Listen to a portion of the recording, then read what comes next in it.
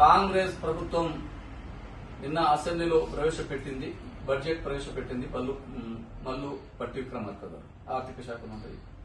అది పూర్తిగా ప్రజా వ్యతిరేక బడ్జెట్ గా మేము అభివర్ణిస్తూ ఉన్నాం. ఇది అంకెల గారడి తప్ప ప్రజల సంక్షేమానికి ఉపయోగపడని బడ్జెట్. ఇది గిరిజన వ్యతిరేక బడ్జెట్, రైతు వ్యతిరేక బడ్జెట్, మహిళల వ్యతిరేక బడ్జెట్. ఇది ప్రజా సంక్షేమానికి లోటు బడ్జెట్ గా మేము దీన్ని అభివర్ణిస్తున్నాం. గతంలో గత సంవత్సరం రాజీవ్ యువ వికాసం పేరు మీద 6,000 కోట్ల రూపాయలు బడ్జెట్ లో కేటాయించారు.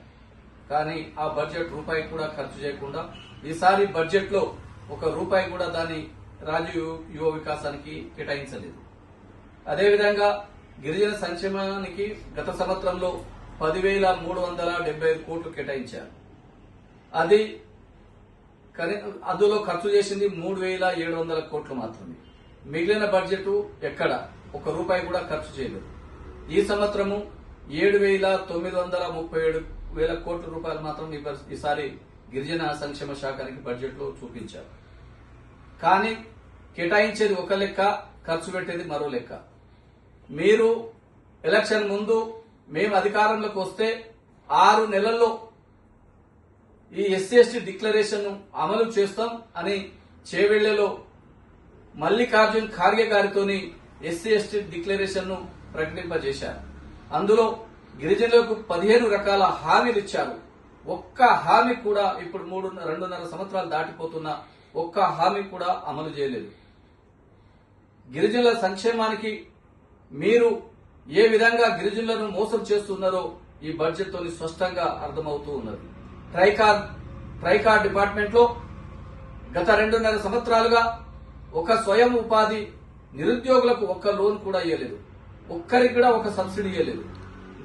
గత ప్రభుత్వంలో మధురైన 30,000 మంది నిరుద్యోగ యువకులకు ₹1 కూడా లోన్ ఇప్పటి వరకు రిలీజ్ చేయలేదు. అంటే గిరిజన సంక్షేమానికి, గిరిజనకు సంబంధించిన రోడ్లకు, గిరిజన తండాల గ్రామ పంచాయతీలకు ₹1 కూడా కేటాయిస్తలేదు. కాబట్టి ఇది పూర్తిగా కాంగ్రెస్ ప్రభుత్వం గిరిజనుల పట్ల చాలా నిర్లక్ష్యంగా, చాలా మొండి వైఖరిని ప్రదర్శిస్తూ గిరిజన సంక్షేమానికి మొండి చేయి చూపిందని లంబాడి హక్కుల పోరాట సమితి భావిస్తూ ఉన్నది. అందుకోసమే లంబాడి హక్కుల పోరాట సమితితో పాటు సేవాలాల్ సేన, సేవాలాల్ బంజారా సంఘం, గిరిజన సంఘాలు, గిరిజన విద్యార్థి సంఘాలు, గిరిజన ఉద్యోగ సంఘాలు, గిరిజన మహిళా సంఘాలు, గిరిజన యువకులు పెద్ద ఎత్తున కాంగ్రెస్ ప్రభుత్వం పైన పోరాటానికి సిద్దమవుతూ ఉన్నారు. రాబోయే రోజుల్లో మీ సంగతి గిరిజనులంతా అంతు చూస్తారని, ఇలాంటి పనికి మాలిన చెత్త కాగితాలకు పరిమితమయ్యే ఈ బడ్జెట్ అని లంబాడి హక్కుల పోరాట సమితి భావిస్తున్నది.